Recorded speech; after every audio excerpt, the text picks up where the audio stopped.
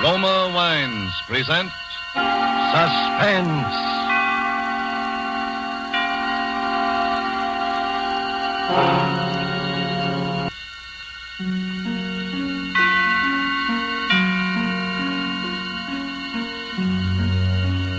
This is the Man in Black, here for the Roma Wine Company of Fresno, California, to introduce this weekly half hour of Suspense. Tonight from Hollywood, Roma Wines bring you a star, Mr. Paul Muni. And so Lucille Fletcher's play for broadcasting called The Search for Henri LeFevre. And with the performance of Paul Muni, we again hope to keep you in suspense.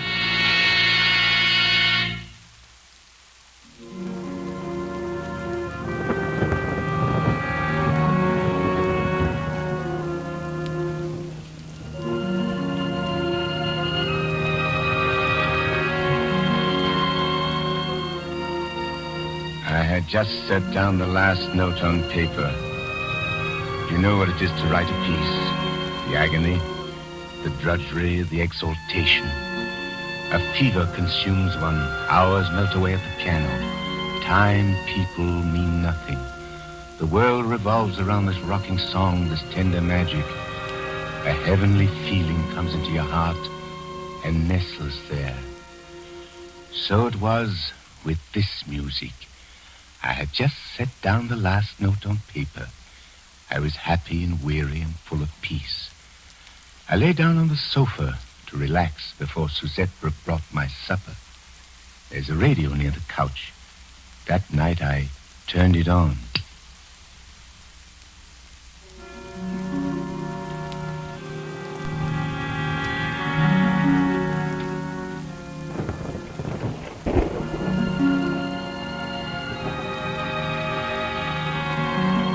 You know what it is to feel horror, true horror, the animal thing. I've seen horror many times grimacing at me out of the corner of my room, but this time it was upon me. It was in my brain. That music on the radio playing now was the music I had just set down on paper. Suzette! Suzette! Yes, monsieur. Suzette, come here. Listen to this thing. You hear it, don't you? This is real music playing? Yes, Monsieur Flynn. The radio's playing real music. It is not an illusion, a hallucination of some kind in my own brain. No, Monsieur Flynn. It is real music. And very pretty. Pretty? What is the matter, monsieur? Is anything wrong? Don't you like it? Then we will turn it off. No. Leave it on. Leave it alone. Listen to it. Sit there beside the radio and I will get it for you. What, monsieur? My score! Look at it. Note for note. Even as they play, my tonality, the oboe solo. And I thought, it's a joke. A joke, an incredible joke. Oh, monsieur, I cannot read music. I do not understand. Perhaps someone in this building has heard me play. But no, this orchestration is the same, and the orchestration is a secret, quiet thing that one does alone. Perhaps they have stolen the score. Someone has copied it. But I only finished it this afternoon. It has been here in a drawer and on the piano. Unless someone else. There is someone else, someone like me. With my brain, my soul. A kind of double. It is over now, monsieur. Do you want me to turn it off? No. See what they announce. So concludes another... See what they dare to say. Series. You've been listening to the Elegy for Orchestra, Opus 42, by Henri LeFevre. Henri LeFevre! Henri LeFevre! Calm yourself, monsieur. Henri LeFevre! Why, I'd never heard of the man. He's an imposter. And they're liars. Get me the broadcasting station at once. She slipped out of the room, and I sat there staring at the freshly written pages. My brain was reeling. It was my music, every little note, every turn of phrase. Before me, the silent radio faced me like a mocking, sardonic sphinx. Adolphus, my good fellow, what's happened? Monsieur Picard. I thought it best to bring him, monsieur. Your good friend. Did you call the broadcasting station? Yes, monsieur. And what did they say? They said, monsieur. Oh, Monsieur Picard, I'm afraid. They said, Adolphus, that it was a piece by Henri LeFevre. An old piece, written nearly 15 years ago. What? Adolphus, dear boy, now try to be calm. Dear me, you composers are so temperamental. Sit down and try to analyze this thing from a mental viewpoint. 15 years ago? But I finished it today. The brain is such a queer thing, Adolphus. And a musician's brain, that is still a puzzle to us scientists. 10 years ago, perhaps even 15 years ago, you heard this piece somewhere. Perhaps your conscious brain scarcely noted it. You were thinking your own thoughts, but your subconscious reached out and grasped it for yourself. And now, 15 years later... What are you trying to say, Monsieur Picard? That this piece is not mine? That I stole it from this imposter? No, I assure you, my dear Adolphus. You've always been utterly original. I wrote that piece myself, do you hear? I tore it out bit by bit from my own creative imagination. If I had remembered it, even my own subconscious, would it have come so hard? It would have flowed out like a dream. But I had to struggle. Look at these erasures and these cuts, this coda. And you say it was exactly this way on the radio? Exactly as though they had copied out the parts in the twinkling of an eye. And an orchestra was reading my score. It's very strange. The man neither stole my piece somehow, or else there was some terrible coincidence. Some simultaneous crooked streak of identical inspiration that leaped across the world. Adolphus... Who is this Henri LeFevre? I should like to know him, to confront him face to face. Henri LeFevre. You've never heard of him, Adolphus? No. He was a rather famous composer in my youth, a writer of symphonies and operas. And what has happened to him? Is he still alive? It is an interesting question, Adolphus. I must confront him, do you hear, Monsieur Picard? I'm convinced that there's something unreal about all this. Fate has played me some trick. There is some horrible linkage between this man and myself. Some string vibrating in his brain which has caused a like vibration in my own. I must find him. I must somehow break the spell. And supposing this Henri LeFevre is dead. Dead or alive, I must discover where this music came from. And what it meant to him. And what it may mean to me.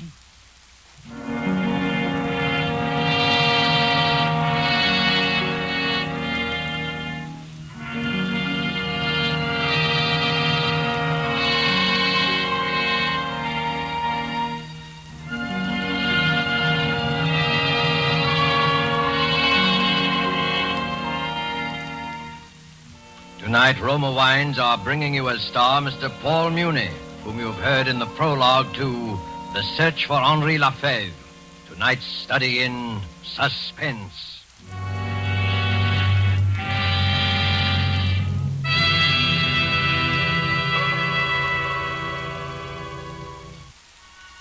And now it is with pleasure that we bring back to our soundstage our star, Paul Muni, in The Search for Henri LeFevre. A tale well calculated to keep you in suspense.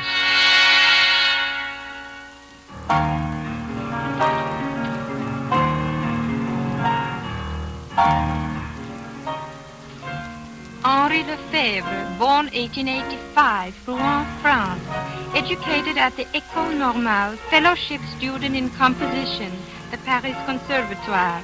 Won Prix de Rome 1908 with piece entitled Étude contrapuntale.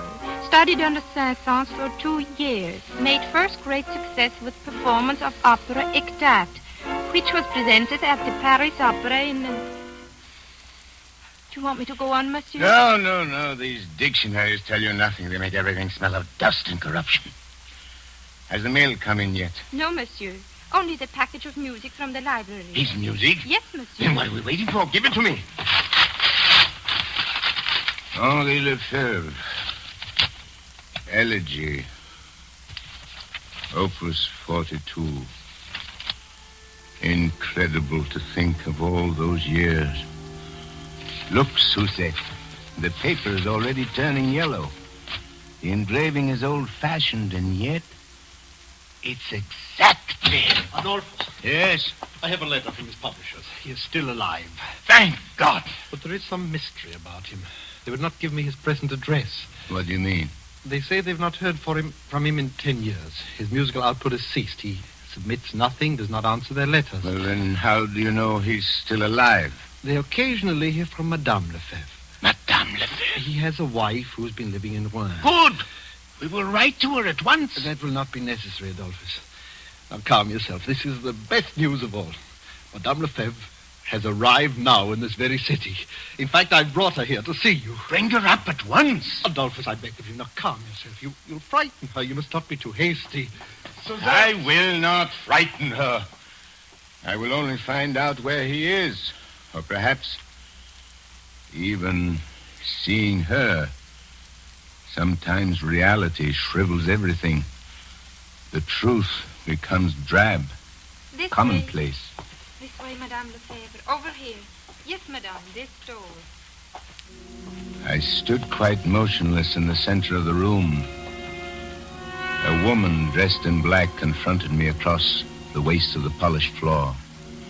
She was thin, middle-aged, a little stupid. Her pale eyes looked washed out with crying. Yet there was another look in them, a look of some drowned in monstrous terror. Monsieur Adolphus Flynn? Yes. I am Cécile LeFevre. I have heard that you are searching for my husband, Henri. Yes, madame. Why do you wish to see him, monsieur? Why do I wish to see him? You have not heard of my strange predicament, madame? No, I have heard nothing. I arrived in this country only today. You arrived alone? Yes. And your husband? My husband remained in Switzerland, monsieur. Switzerland? Yes, monsieur. He has lived there for many years. But why? I thought they said your home was Rouen. Rouen was my home, monsieur. My husband and I have been estranged for the last 10 years. Oh. But there is much I know about my husband's work. If it is about that you wish to know. 10 years. You have not seen him for 10 years? No, monsieur. Do you know his Opus 42, his elegy for orchestra? Yes, monsieur. When did he write it? About 15 years ago. Yes, I remember the piece well. I copied out the parts for him myself. Then you would know the music when you see it. Is this the piece, madame? Yes, monsieur. I wrote this music, madame, a month ago, out of my own head. Impossible, monsieur. Impossible, but I tell you it is so. How could it be? This is my husband's piece. I remember the night he wrote it.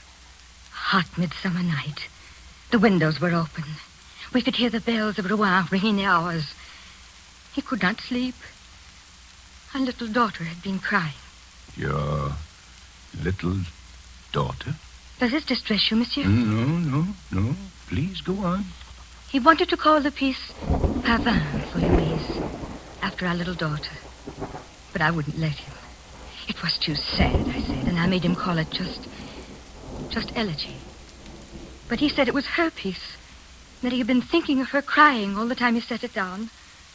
It was as though all the sadness that was in his love for her had gone into the melody.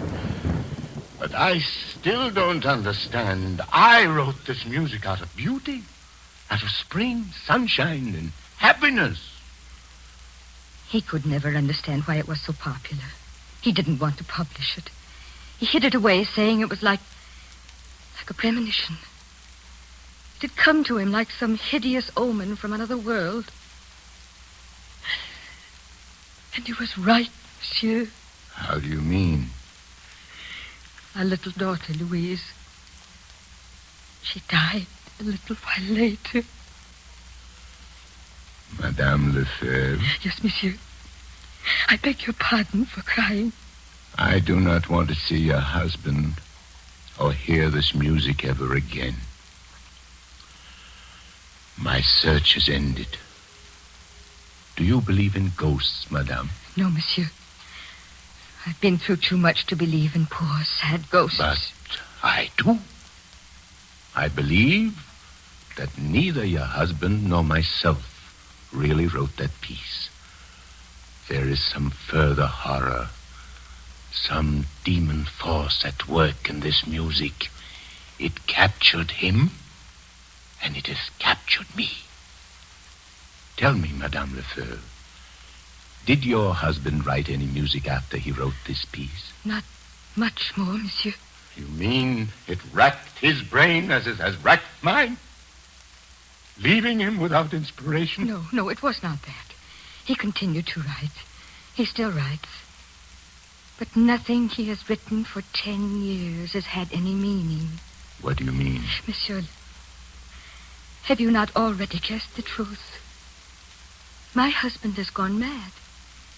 He has been mad for the last 10 years, shut up in an asylum in Switzerland. Oh. I have told very few people. It is a form of horrible neurosis. Work neurosis, the doctors call it. He seems to have lost his heart. The events of his past life are meaningless to him. He has even forgotten our little dead Louise. How terrible. And now he sits in a bare room and writes music all day long. He's become a slave, a machine. They tell me that his shelf is packed with scores, but all of them are only an endless jumble of notes. Notes such as a child might scrawl across the paper. And it was the music? The ghost music that did this? Who knows, monsieur? Yes. There were seeds of madness in this thing. Even from the beginning, there was something uncanny.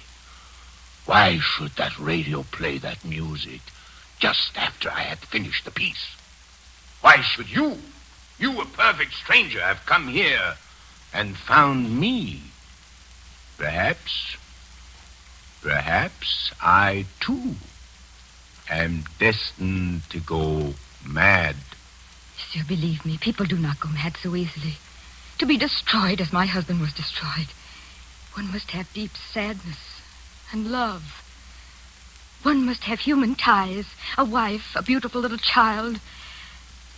You have no such ties, monsieur. No. I have no ties. My husband went mad because he loved too much. When our little Louise died, he thought that he had killed her.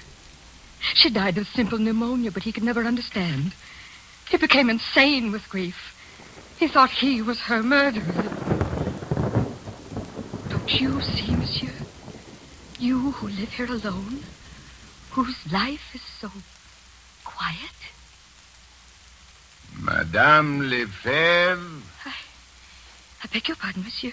I have seen you before, Madame LeFevre. Hi, monsieur. I have met you somewhere. I have heard your story. You have come here before? No, monsieur. I have never come here before. Then why should your face seem so suddenly familiar? And your words? There's something uncanny about this thing, madame. For a moment, I thought I knew. Knew what, monsieur? I thought I knew you and your husband and Louise, and that I had lived. Monsieur! Perhaps it was only in one of my nightmares. But somehow... Try to remember, please. Remember... The little house in Rouen. The stone house. The tree in the garden. The coffee on Sunday afternoons. The Bechstein piano by the window. The bedroom with the calico curtain. Little doll carriage underneath the stairs. Louise doll carriage. Louise! What have you done? done to her? They have taken her away. And I have killed her. A little doll carriage waits at the bottom of the stairs, but she will never come back. Never come. No. She has been dead for 10 years. You must not think of her anymore. You're getting better. Dr. Picard says you are getting well. Dr. Picard? Your doctor, Henri. What are you talking about? I have no doctor. Don't you see, my darling? Your long search is over.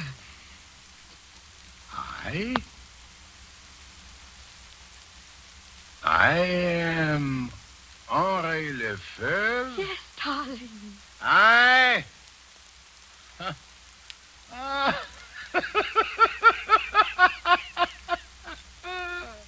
am shriveled old man.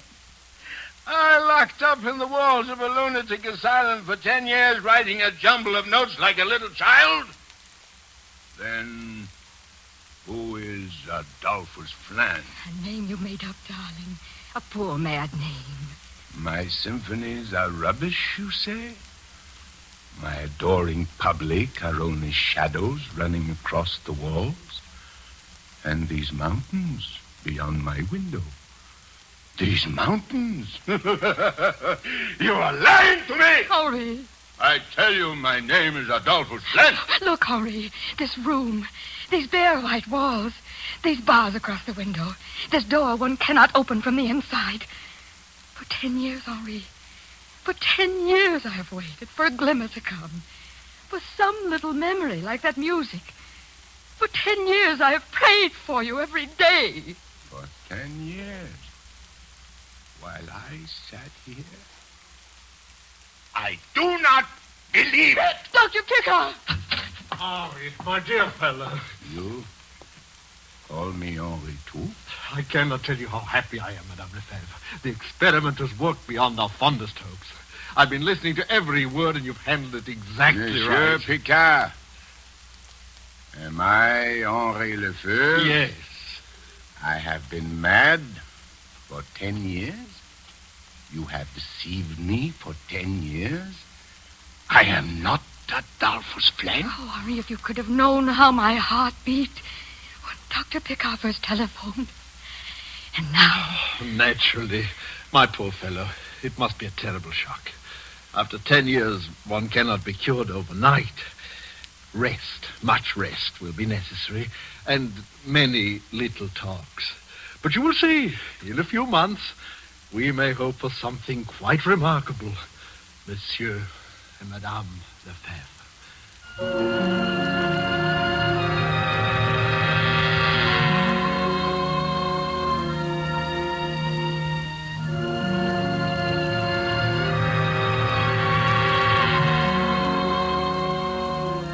In a few months, he said. In a few months, I would be able to go back. I would take up the threads of my own life as Henri LeFevre. I'm still here in this room with its bare white walls and its door that locks from the outside. I'm still here, although I know now for sure that my name is Henri LeFevre. A sadness is in my heart, an unutterable pain that I can never conquer. War has come back. The stone house, the little doll carriage underneath the stairs. And my arms ache with longing for a little dead child with long honey-colored hair. There's no music in me now. No music, save that one tune which sings in my head all day long. My pavane for Louise. If I could only get it out of my mind, I might be able to work again. I might be happy as I once was happy. I might look out of my window and find a symphony in the sunset on the mountains. That is why I will not go back. I will not leave this room until I find him again. Until I find Adolphus Flynn.